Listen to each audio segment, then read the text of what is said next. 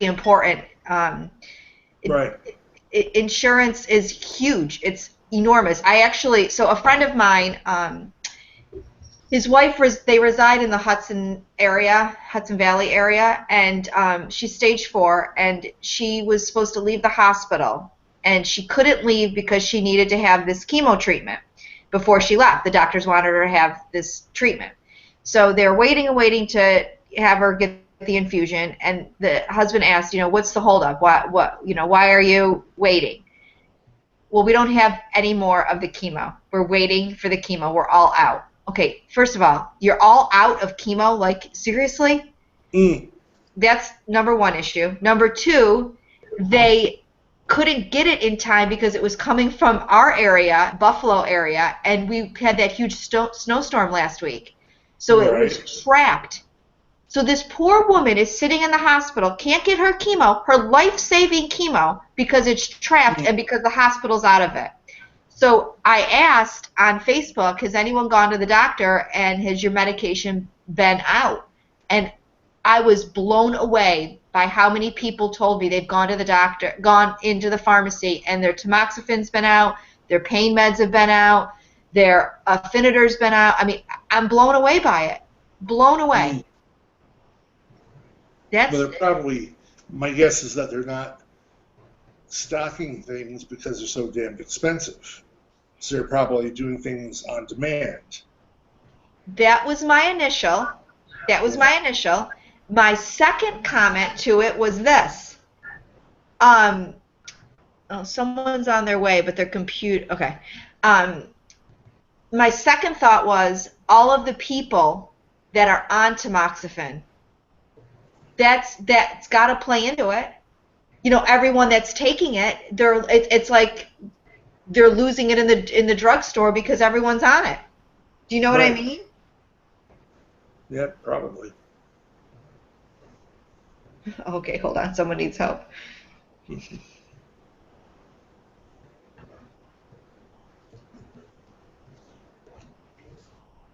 I don't know. I think that is an issue. Is that there's so many people that are taking it. I think that's bigger. And Sephora actually had a good point. She's like, you think that a flag would come up and say, running low on tamoxifen, better call in the order. Yeah, or we have this many clients at the pharmacy that are on this medication. We should keep the X and X amount on hand all the time. Right. Yeah. Right. There should be like a low quantity, like keep 5 in stock or 10 in stock.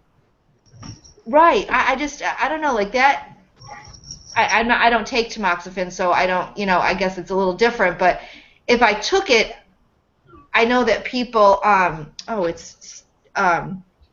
think if I took it, I would want it there. Of course. It was Susan. I couldn't remember if she was Susan on Google or if she was Stickit. So she'll be here in a minute. Anyways, I just think about people that, chemo is, they need it. It's life-saving. It's not, it's not just a pain reliever. Not that pain relieving is not life-saving, but I don't know. It's just hi, honey. Sorry, I got confused. Hi, that's okay. Hi. I was going to do this from my computer, but I don't know how to do that from my computer. I couldn't remember if you were Susan on here or Stickit on here. I couldn't remember. Oh, well, I'm technically both, but that's why I couldn't remember. That's why I was like, anyways. How you feeling? Good. Just came back from the surgeon, and she actually said do nothing. She said if I were to, have a big surgery, a mastectomy, she said with the way I am right now, which is stable, I could actually be awakening cancer and making things worse for myself. There's an actual study that says that cancer loves oxygen, and the minute that we are opened up, those cells can activate. So, there is probably Oh, but you must feel a little. How do you feel about that?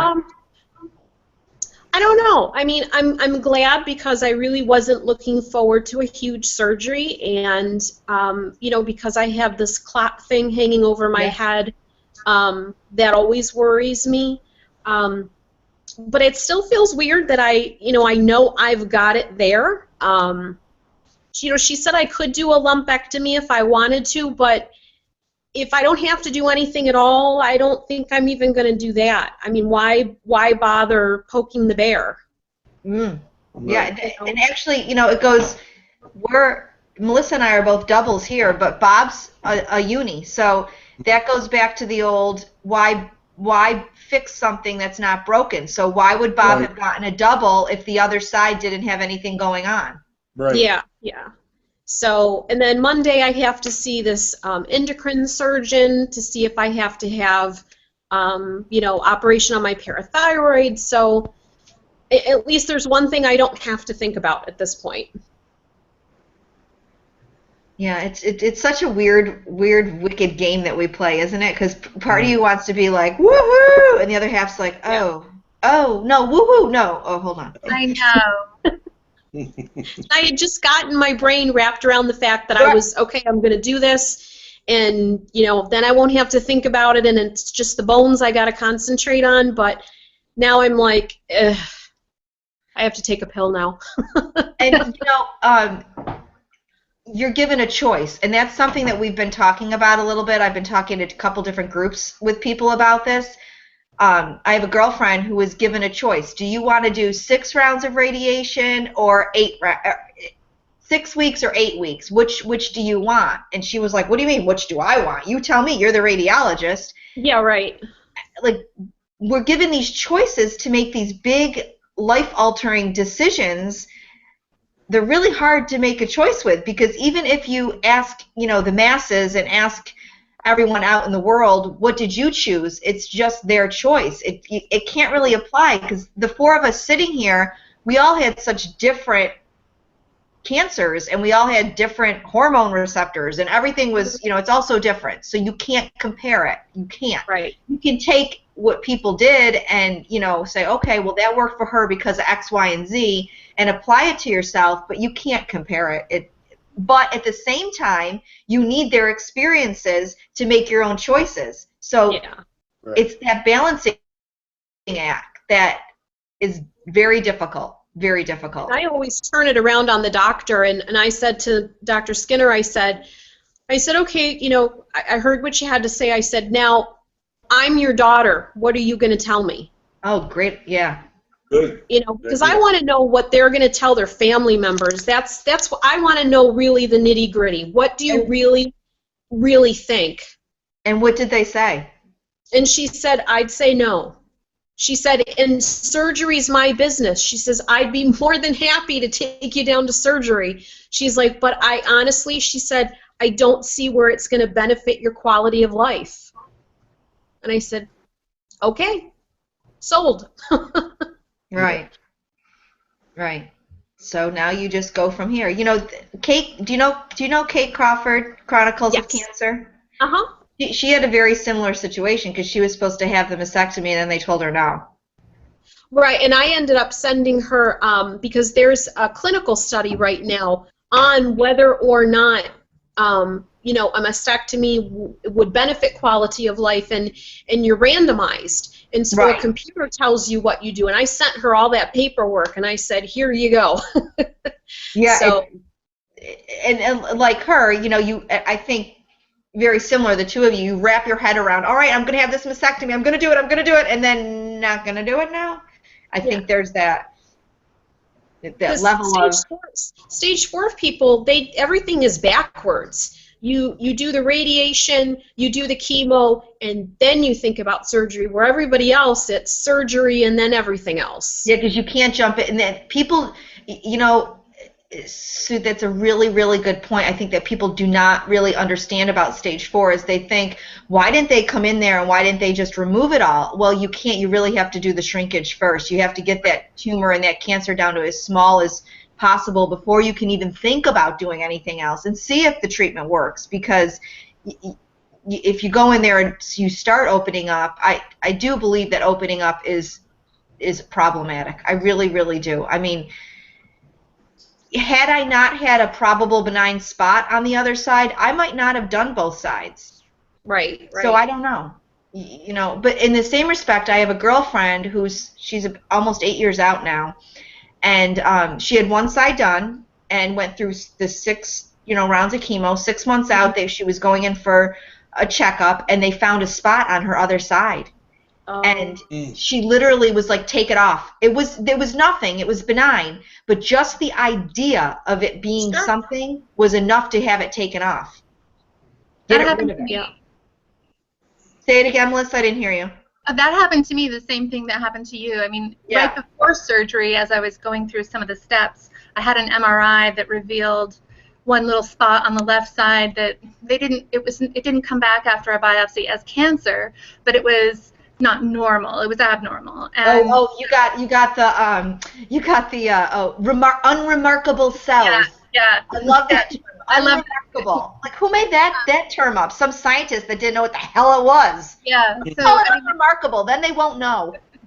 That's why I did both, because I was scared. But back to the comment about, do you want 6 rounds or 6 weeks or 8 weeks, and leaving that up to the patient? I think that's really patients are already in a position where we feel guilty, and we have so much to think about, and we feel guilty, like, what if I don't do 8 weeks and it comes back? What if I choose 6 and a year later I find out it's come back, and I blame myself because I chose 6, not 8? Why aren't the doctors telling you, this is our recommendation, this is the best thing for you? And I think we're already riddled with so many things to decide. I agree completely. And we really do have a lot of self-blame, and we don't need any more of it. So that is 100% true. That statement, 100% true, completely. And I don't know, and that's a very difficult decision, because a lot of people poo-poo radiation like it's not that big of a deal, and it's totally a big deal, and you're radiating your skin, and she wants to know the benefits of both. And unfortunately, again, with that situation, her situation may be completely different than anybody else's. So who else to be a judge of that than the doctors? You know what I mean? And that really goes for everything. I think your doctor can say to you, give you the benefits of a lumpectomy, a unilateral, or a bilateral, tell you all the information about it, and help you decide what to do in that respect. But man, it's hard to make those tough decisions. It really, truly is. It really, and go ahead. Oh, I was just going to say, it is so hard, and when you have all the information, it's great when you have options. But I had a good surgeon, and like Susan was saying, if I was your daughter, what would you say? My surgeon's wife had breast cancer, and I really felt like, his patients were a reflection of her to him, and he was going to guide them and take care of them like he would if that was his wife. So,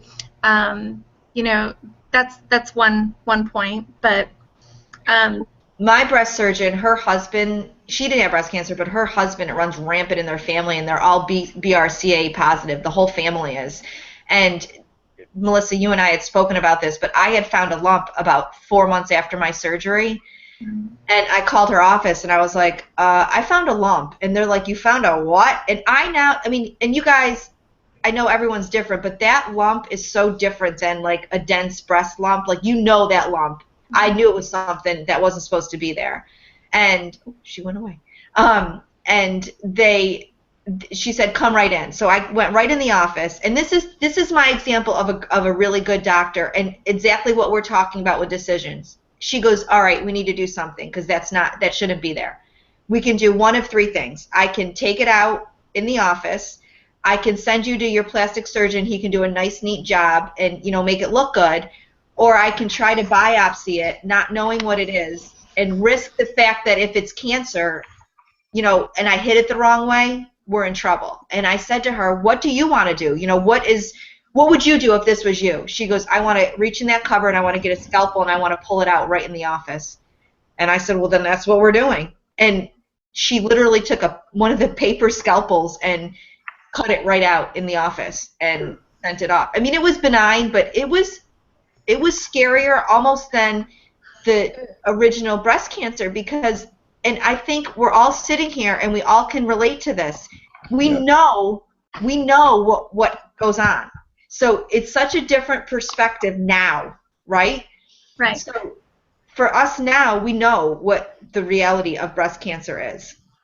We know it all too well. So when scans come up, and I really believe that this is why scan anxiety is so real and why those doctor's appointments make our chest tight. And I can't look at a dish of hard candies without like it makes me think of my oncologist office. I just can't even look at it. It's because we know the facts. We know the pain. We know the experience. We know everything. And we're afraid to go back to that. That's, you don't want to go back. We want to go forward. Mm-hmm. And for a doctor to not, it was great that she just took initiative and did it. I didn't know what to do. I mean, sure, I wanted her to pull it out there, but it was scary at the same time. I mean, it was a mess. She left. I have the biggest scar on my chest because of that, but I knew that was the best decision to be made. But I wanted my doctor to say it. Mm-hmm. Right. Mm-hmm. It's hard. Also, you mentioned, how we decide things and looking to other people for their experience. I've seen some really harsh words of recommendation or, personal experience about what other people should do. And I'm always reluctant to really guide anybody in any direction other than what is best for them when they ask me. But, I've heard people say, well, I would just do everything. I would do whatever I could to keep cancer from coming back. And that's a really easy thing to say. But all of the things that it takes to make cancer possibly not come back, because there's no guarantee, are not easy for everyone. And it can be really a real painful process. So some people might opt out of those treatments because it's something they can't live with or deal with, whereas, someone else might do just fine. It's actually funny that you're saying that. I'm in a closed cancer group, and this woman came on, and she was asking, she's having a really hard time with chemo. It's really hard. It's affecting her quality of life bad. Mm-hmm. And she wants to stop. Mm-hmm. And people were like, you have to finish, you have to do this, you have to do that, blah. And I had come in late to the conversation, so I private messaged her, and I said, before I talk to you about this, what's your stage? Because I didn't know if she was stage 4 or, what was going on. And she told me she was stage 2 and that I think she needed to do 8 rounds and she had only done 4 or whatever it was. I don't remember. And I said, well, did you talk to your doctor? And, I don't understand why we push people. Because if she can't finish it, she can't finish it. I mean, I don't always necessarily believe that chemo is the cure-all, end-all to it. I really don't. And I get a ton of grief, and I try to not talk about it on my page because it's my personal choice. But I was recommended to do 6 rounds of chemotherapy, and I refused it. Mm-hmm. And I did a bilateral mastectomy. I had no node involvement, and my MRI came back clear. So I felt like I did not need it. They watched me very close. I have blood work done every 6 months. I'm watched. That's my personal choice. But I won't talk about that because of what you're saying, Melissa, because I feel like the minute I say that, I'm going to have people jump on top of me. Mm-hmm. You need chemo. You need chemo. You don't need anything. You need to do what's best for you. Right. Because some people mentally and physically cannot handle that type of medicine. They cannot. I have stage 4 friends that have stopped all treatment, not because they're dying and because they're on their, this is their, next phase of their life, but because it was affecting their quality of life. And they're doing great. They've changed their diet. They're exercising more. They're doing things. The chemo's still there if they need it. And I think the other thing that people don't understand, and this is huge, and I really think people need to understand this, When you take one type of chemo, if your cancer comes back, you can't ever have that chemo again. They have to up you to the next level. And then when that chemo doesn't work, you have to go to the next one on top of that. So all the stage 4, all the stage 3, they use a really high dose of chemo. So it's so important for us to keep that in perspective, that this is toxic that we're putting into our bodies. So if people aren't handling it, it's because it's affecting their body, their bones, their mind, everything. And I totally agree.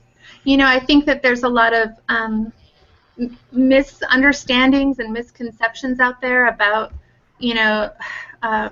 all of these treatments, but especially some of the hormone inhibitors, because there are people who really think that if I take this, I'm guaranteed I'm not going to get cancer. My again. God, Melissa, one day I put up, and I think, Bob, you actually saw this, I put up how many people on tamoxifen had a reoccurrence and even Mets. And I actually got berated by about 5 or 6 people because they're like, you're encouraging people to not take tamoxifen. I was like, no. I'm explaining to people that it's not going to stop. If cancer's coming back, it's coming back, people. I mean, sure, you can protect yourself. I'm not telling you to not take these measures. Right. It's a precaution. I think it's your shield. I mean, Right. There are no guarantees. There's no guarantees. And I that's always had a shield. I wish I had a shield. I wish I had a magic shield. Because if I did, I wouldn't worry all the time. And that's the thing. We always worry. Bob, did you get your test results back, solid? Did the doctor call you? Yeah. I saw my oncologist, and he said that the scan was clear, so I was all set. See me in 6 months, so I'll see him in whatever time frame that is. So you'll try not to think about it until Until about 4 months. Yeah. Yep. I don't know. It's and I slated this conversation for cancer friends versus non-cancer friends, and I think there is a real reality to that, because without this type of group, our other friends would be like, oh my God, all she does and all he does is talk about cancer. Someone please. But they don't understand that this is your life, right, Bob? Right. And until it goes away, we're going to talk about it. And do you mean by goes away, do you mean in society or do you mean in your life? Because I don't think it's ever going away in our life. No, it's not going away in our life. I was being fresh as usual. We usually say it goes away, or it'll, whatever. Take an aspirin, it'll go away. That kind of. Yeah, because it's if people don't talk about it, and if there aren't people like us and so many others who are trying to bring it to, the forefront, then no progress gets made. So, I mean, we have to, and some people might get tired of that, but I'm not tired of it, and it's important. It's one of the things. It's one thing that comes out from this that is a good thing, And the truth is, I am tired of talking about it, but I'm also tired of living it. So Right. But I talk to everybody about it. I've got no privacy left in the world. I tell everybody about it, and my experience with it, and I've done the newspaper stories, I've done the TV shows, the news shows talking about breast cancer, and my experience with it, and about how we just lost Bill, in September, and I'm in people's faces about it. Yeah, Bob, do you think people, when they look at you and you say I had breast cancer, are they like, seriously, you had breast cancer? Or are they like, oh my God, really? Tell me more. What is I want to know what their response is to it. I think it's kind of 50-50. I think that some people say, oh yeah, I've heard that happens, or that can happen, or, yes, my uncle had it, or my brother-in-law had it, or whatever. And then the others are just kind of in disbelief. Maybe it's even 25-75 people being kind of in the know, and 25 not being in the know. But if I talk to my friends about breast cancer, they probably would never talk to me again because I would just talk about that all day.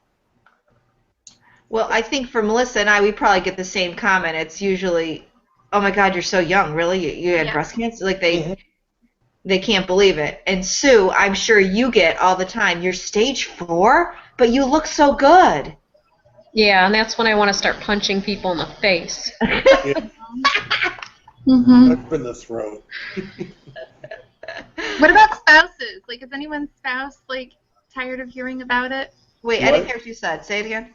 What about your spouse? Are they tired of hearing about it? Nah, he's used to it. Sometimes. No, so there's a balance with it because I really do try to not talk about it that much to him, and having this and other outlets really helps because then I don't talk about it as much with him.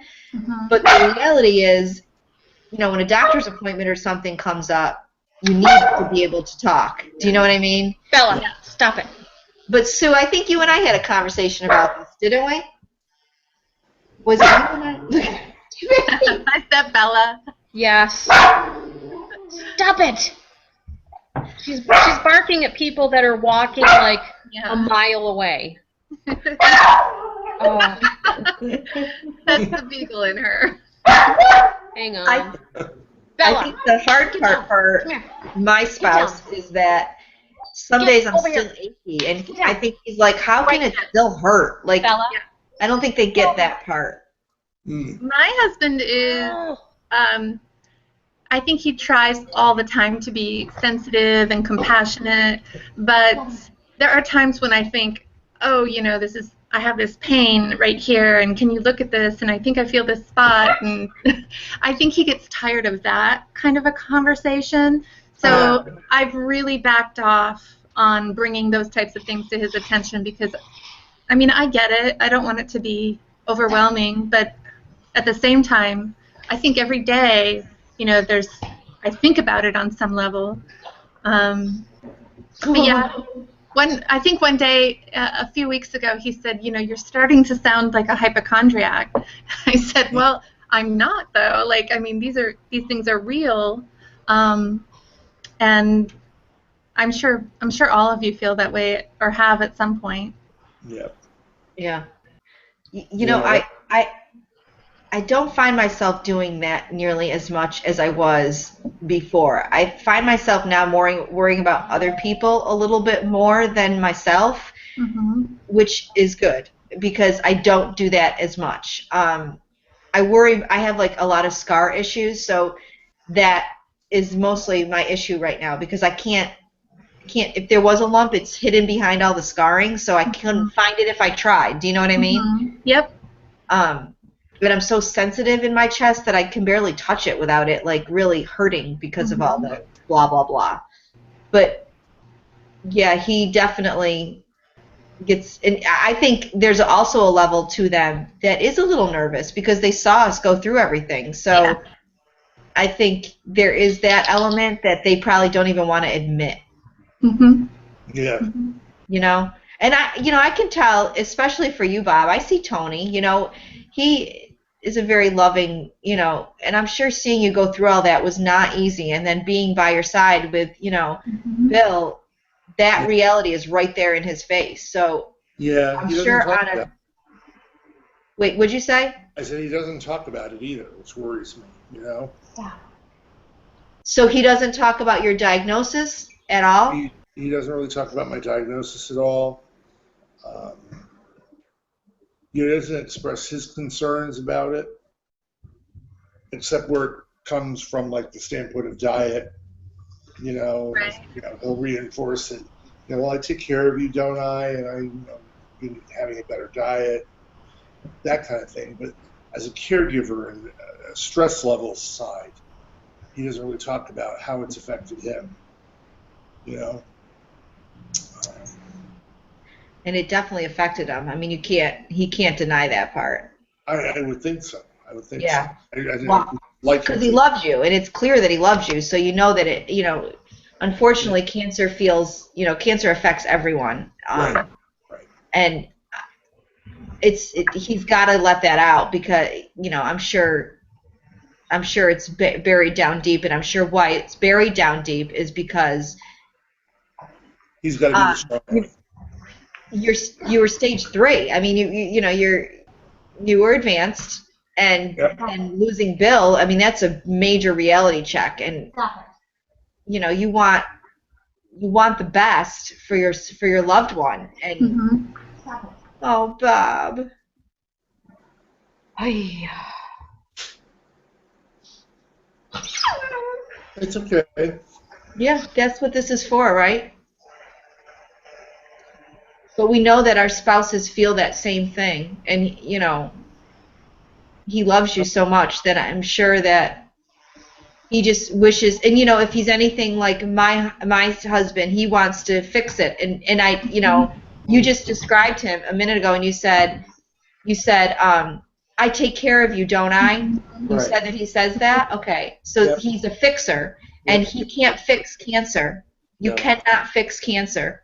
No. And that is probably very difficult for him to have watched you go through all this and not be able to fix you. Right. Yeah.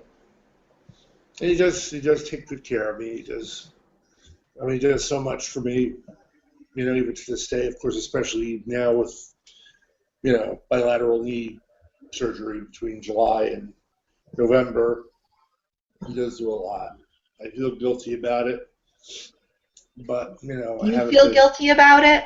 A little, No, there should be no guilt there. It's just For better or for worse, in sickness and in health. Mm-hmm. Yeah. That's legit. Yeah. That's legit.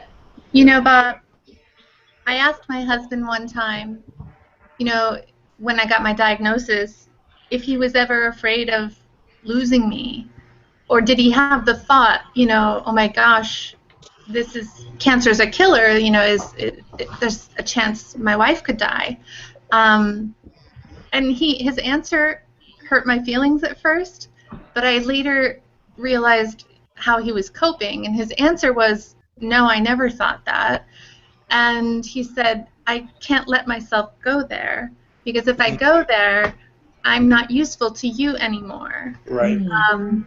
So a lot of times they really shut down, the softer side, the more sensitive side, because they want to be strong and they want to be tough and they want to be there for you. Right. So it can feel a little insensitive, but I know he's not. And I think this goes back to why we are so important to each other, because Of course. he can never understand, like Tom can never understand, and Melissa's husband and Sue's husband, they can never understand this whole dynamic. They can't understand really what it meant for you to watch Bill, or for me to watch Barbie, or for any of us to watch someone we love going through any of this. Right. On the level that we get it. It's different. It's not the same thing. He watched Bill. I'm not saying he didn't, but it's different when you were the one. Right. It hits you differently. And we're the one laying in bed at night with our eyes wide open, letting the wheels turn, and they're sleeping next to us, and we want to go, "Ugh, Yeah. wake up, damn it!" Yeah. But we're the ones laying there, and is loving, and he could be. I've talked to people whose husbands and spouses are doting and loving and at their side 24/7, and it's still not enough. And it's not enough unless they've been through cancer, period. Right. And in the same respect, we would never want them to understand that, because we love them so much, and we know how horrific this whole ordeal is from start to the bitter, bitter end. Mm-hmm. And that's why it's so vital to have this type of support group, because you need to be able to connect with people and to let out this emotion. Because Tom was great. He was very supportive and he was great, but he did not get it. I mean, we're in the car one day and I only got 2 drains removed and I was sobbing. It was the first time I cried through the whole thing. It was the first time I cried. I was like, snot coming out of my nose, tears everywhere, like convulsed snot crying. He turns to me and goes, "What's wrong?" Oh. Oh. I was like, did he just ask me what's wrong? I was like, I have cancer. That's what's wrong. I mean, and in the same respect, he just wanted to know what was wrong. He didn't know what to say. Right. Sometimes I think, Bob, you have to look for the little things, like the gentle hug he gives you, Yes. or the squeeze of the shoulder. I think that means more than just a squeeze of the shoulder. I think that's different now. Yeah. Yep. Yeah, and I've asked him similar questions over time about, what if he lost me and such. I don't remember what he said though. I never listened. I ask questions, I never wait for an answer. Most of the time he ignores me anyway, so. Damn husbands. Sue, did I make this up in my head? Did we talk about one time laying on or being sick or something, and you said, remind my husband of that next time you see him, or was that somebody else? No, I think that was me. Okay. I'm trying to remember though the conversation. Me too. I remember being there. I think it had to do with the fact that some days you need to just be in bed and just lay there because your body needs to recover. And it's, especially for you, you're on some medication there that, takes a lot out of your system. And I think they forget that. Even the tamoxifen, all of it. One day I seriously about lost my mind. I found on the TV stand, which is black, so of course dust shows up, 2 seconds after you're done dusting, there's more dust. And he wrote in the dust, "Clean me." And I wanted to kill him. And I said, "Come here." So I brought him into the bathroom where I keep all the supplies, and I said, "You see this?" I said, "This is what you do when you want to dust." I was so pissed. I'm like, "How dare you?" I said, "I have cancer." I said, "Help yourself whenever you want." God. For the record, the cancer card can be played for at least 10 years, and I'm really going to say, Sue, on you, it's really longer. So play that as long as you want. As long. Oh, yeah. And I do. I really do. And then I do it sometimes in front of his kids, because sometimes he'll be mean to me in front of his kids, and he's like, "Well, that's a shitty thing to say." And I'm like, "Sorry." I go, "It's my life." It is hard to find normalcy through all this, like some sort of balance of the whole dynamic, because we do want to have normal friendships, normal conversations with our spouses about Sorry, I'm being attacked.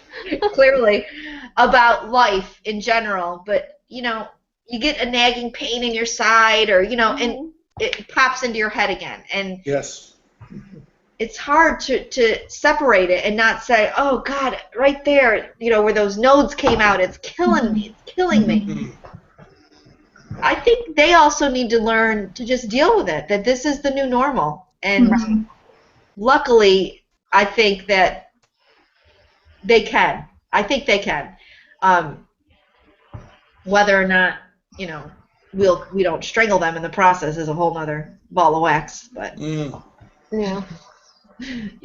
Yeah, I think that we're both. It's a balance. Sometimes we're not very graceful through this journey, and sometimes they're not. So, yeah, he cuts me lots of breaks, and so I'm certainly willing to do the same. Yeah, I actually met this woman, and she was a real bitch, and she had cancer, and she was about 6 months out, and I met her locally, and I was floored by what she said to me. And my cousin turned to me and goes, "Well, she was a bitch before cancer. She's a bitch after. What are you going to, So I think part of that with us is the same thing. We are who we are. So we are that person before, and we are that person after. And I'm really not big on the whole cancer changed me, or, cancer gave me a gift. I'm not, it does change us, whether it's for the better or for the worse. I can't be the judge of that yet. I really can't. it definitely changed me. I'm not sure if it's better or for worse yet. I just don't know.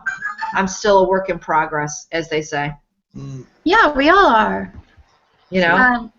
And as far as the friend thing goes, when kind of the topic of our talk today, I don't know. What do you guys think? Like, I think the majority of my really, really close friends now have had or have cancer. Right. Agreed. That's different than it used to be, obviously, for obvious reasons. But I'm okay with that. Do you guys feel the same way? Wait, you're saying your good friends have all had cancer? No, now in my life. Oh, yeah. The majority of my friends. Like you've moved down to this nice nucleus of, okay. Right. Yeah, I definitely have my cancer and non-cancer friends. And, I mean, my friends that stuck through me, through my DX and everything, they stuck through me, and they're still here. They didn't go anywhere. But I definitely lost people through this. I got the old, oh, my God, you're not over this yet? I'm like, over what? Having cancer? I'm over it. I'm over you too. Oh, she's still talking about that? But I wake up and I think about my nucleus of cancer friends definitely in a different way, without a doubt. And I'm okay. I'm totally okay with that, without a doubt. Yep. Me too. Yeah, I agree with that completely. So what's everyone doing tomorrow? I'm going to the in-laws. Is that good or bad? This is broadcast, remember? I know. It's okay. I'm going to my family for Christmas, so I'll manage tomorrow, and I'll have a great time in December. Bob, are you getting a day pass tomorrow? No, we're actually they're having Thanksgiving dinner here. Okay. You can bring up to 2 guests. So Tony and I are going to eat here in the dining room and avoid having to cook at home altogether. Good. The only problem with that is no leftovers, but that's okay. Well, that's all right. I don't know about a day pass for anything else. Maybe, but I'm content with just doing that. Yeah. Tony's got to go to work anyway at 2:45.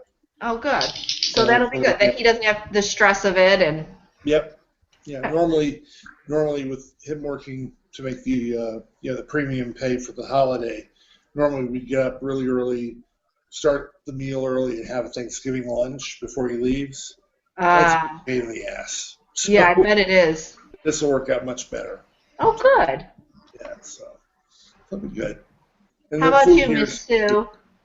I'm going to my in-laws, and my parents will be there. Oh, nice. So we'll all be drunk by the time the dinner's over with.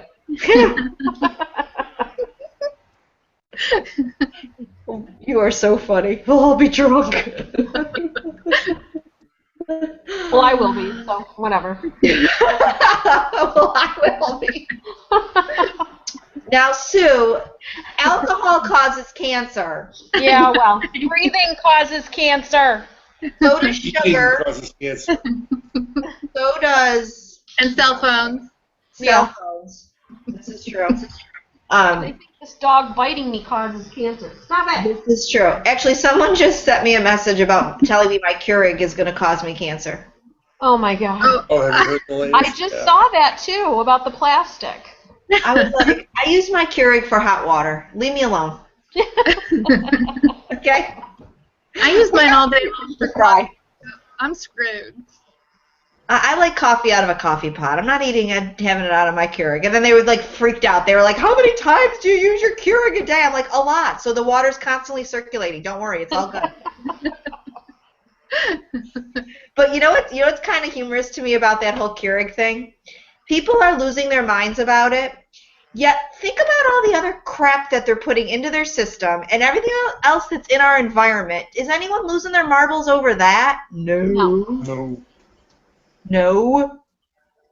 You liked my post yesterday about, the fact that all these men are diagnosed with breast cancer, and right. if that was a cold or the flu, it'd be an epidemic, yet, we're doing nothing. Like, worry about something else besides your freaking Keurig. Yeah. Clean the damn thing or do it old school and move on. What are you guys doing tomorrow? We are going to my brother's house where him and my niece are cooking a nice part of the Thanksgiving dinner. We're bringing the rest, and then we're going to my cousin Rosie's. It's her birthday, and we always do dessert there. So we'll have more dessert on the table than any human being should ever look at. It's disgusting. So disgusting. And then Saturday, I start my Christmas cookie. I bake all day long. Don't come near my house because I will hurt you. Do you freeze them? Yeah. Yeah, I bake them all in one day, and literally, you cannot come near my house. Someone said to me, one time someone said, "Oh, do you bake them with your kids?" I was like, no. They leave, and they stay away from me because I will seriously injure somebody. I have a set way of doing them. I make about 16 different kinds, and you stay away from me because I will hurt you. That's awesome. And actually, my husband knows to stay away from me because I would hurt him. And, the year that I was diagnosed, I couldn't do all. I decided I was still going to make the cookies. It was like this triumphant moment for myself. I was like, I'm still making the cookies. I had just had my swap surgery and clearly was in a lot of pain. And I still made them. I didn't make as many as I normally did, but I remember looking at that plate and being like, I still made those cookies.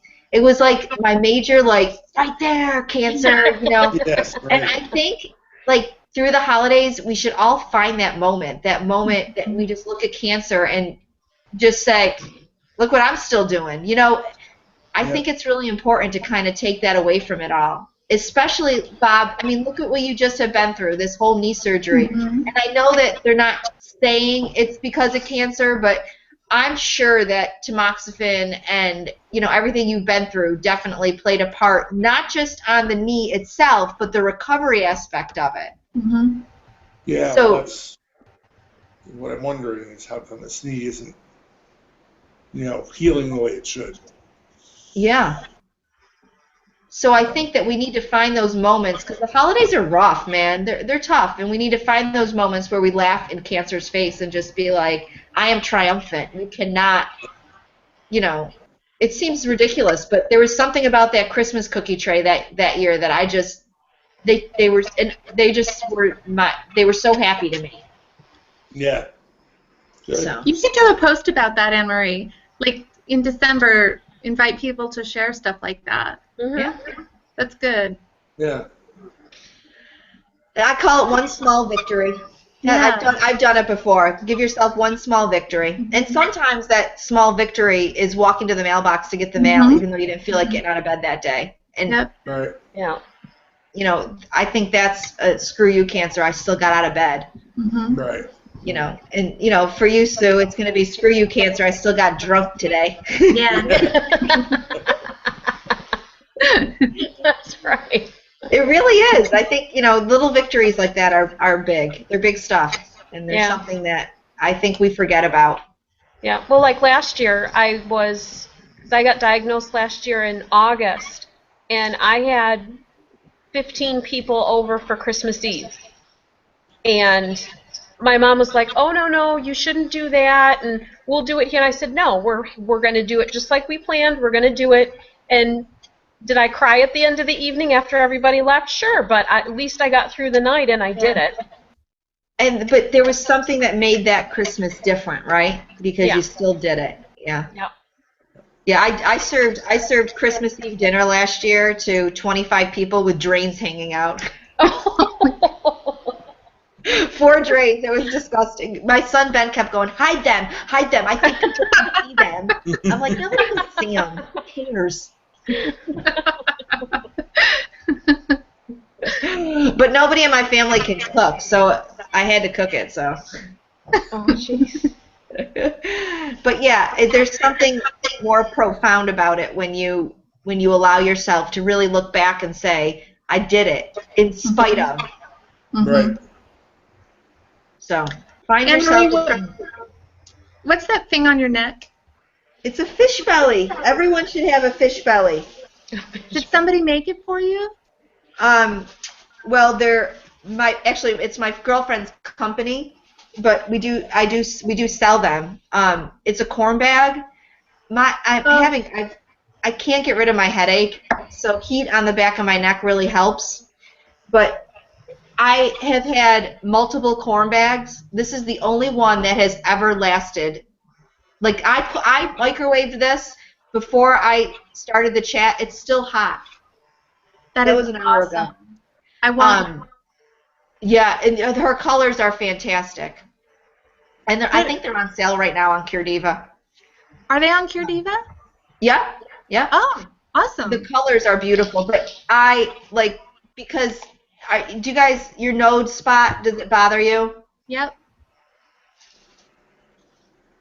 It folds perfectly. I sleep like this. Oh, that is so cool. I really do. I could not live without this thing. I actually own like 3 of them. There's one in the freezer because you can keep them in the freezer. Huh? They're cold. Oh, that's fantastic. I love it. And they're cute. Yeah, that's way cute. I can't live without it. So, but they're my favorite item in the whole wide world, even before all this. But since cancer, it has been my go-to item. I could not have had any of my surgeries and without it since, especially if you have lymphedema or anything of that nature, because those spots really bother me underneath my arm. It kills, so I use it a lot.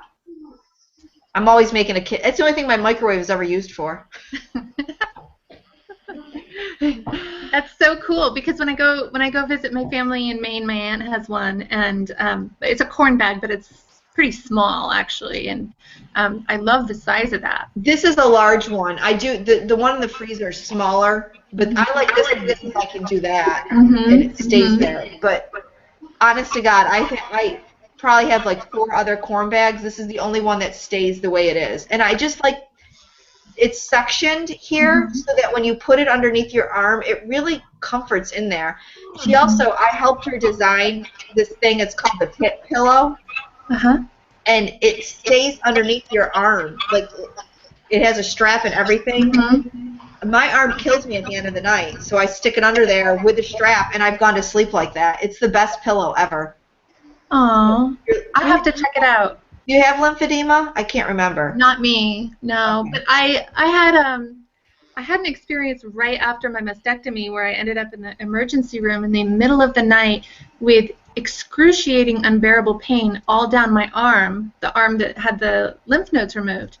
And I'm certain it was because of the surgery. Yeah. There's no other explanation. But wouldn't you believe that whole night I spent in the hospital complaining about it? They all said, we have no idea what's wrong with you. I said, are you serious? Like, I mean, is there any possibility this is connected to my mastectomy and the removal of these nodes? And nobody acted like that was even the first place to go. Melissa, I'll explain. I want to tell you something. Your lymphatic system is so complex. It's so complex that if you don't go to a lymphatic doctor, doctors don't even understand it. And that's the truth. Doctors do not understand the lymphatic system. And when we have our nodes removed, it affects everything. It affects a little tiny cut on your finger. It affects everything. So I bet you that was your lymphatic system readjusting to everything even. It could have been as simple as that. Yeah, I mean, it was so painful. And for months later, for about 6 months later, I struggled with numbness and tingling, but I never had the swelling like lymphedema. And they put me on a nerve block pain medicine. But yeah, it's really strange. I think our bodies really do change. Yeah,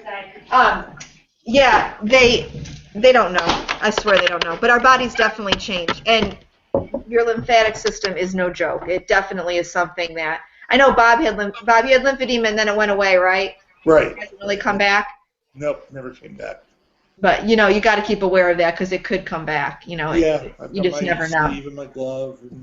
I mean, anything can trigger it, right? Are so swollen. I mean, mine is minimal compared to hers. And it can be triggered by anything at any point in time at this point. Right. Anything. I had a hangnail about 7 months ago, and I was on a cycle boy. It was probably more than that. It was I don't remember when, like April. And I pulled the hangnail, And I was like, why did I do that? My whole finger swelled up. I had an infection. It would not go away for months on end because your lymphatic system, it's your drainage. It controls your drainage in your body. So if you're not draining properly, an infection like that can be huge. Yeah. Yeah. Yeah. Even my lymphatic doctor told me that even vacuuming, because it's a continuous movement, can flare up someone's lymphedema. Really? Wow. Yeah. So I don't vacuum. No, I'm just kidding. That's a great reason. Hey, I'm going to use that one. How was Connecticut? Connecticut was great. It was really great. We had a blast. It was hard to leave. I'm sure. I know, Bob. Look, I'm sorry. It was a very quick trip. We'll be back down. All And we right. will come see you when you're not in a rehab facility. Yeah. It was an hour trip, and Sephora was not feeling good that day. Yeah, that's all right. Our part of our trip was going into the urgent care to see if she had a cracked rib or if it was just what was going on, because she had a lot of pain in her sternum. Oh, jeez. Yeah. What did it end up being? She just has a really bad cough, and it just was buildup from the cough. But it was pain. She clearly was in a lot of pain, but Yeah, it was an adventure. I'm sure. All right, everyone. So next Wednesday, same bat channel, same cancer channel. Yeah. You guys have a happy Thanksgiving. You too. Love you guys. Bye, Susan. Bye. everyone. Bye, Bob. Hey, Bye-bye. Susan, potassium is really good for a hangover. Oh, yeah. What is? Potassium. Oh, alrighty then. Take 2 potassium and you'll be fine. I'll go buy a case tonight. Go get on it. Bye, guys. Bye. Bye-bye. Take care. Bye.